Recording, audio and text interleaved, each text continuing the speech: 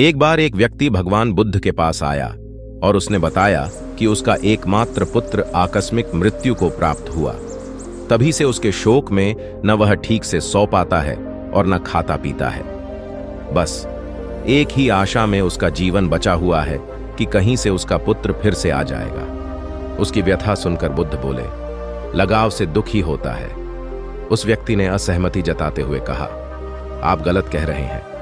लगाव से कष्ट नहीं होता, वह तो प्रसन्नता और आनंद देता है। बुद्ध कुछ और कहते, इसके पहले वह वहां से चला गया। यह बात सार्वजनिक बहस बनकर राजा प्रसेनजित तक पहुंची। उन्होंने रानी के समक्ष हुई बातचीत में बुद्ध को गलत ठहराया।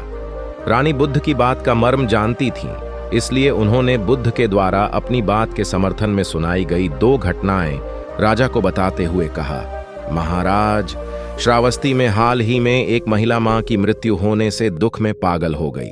2 प्रेमियों ने लड़की का विवाह किसी और से हो जाने पर आत्महत्या कर ली। इससे यही प्रकट होता है कि लगाव से दुख होता है। क्या आप राजकुमारी को प्रेम करते हैं?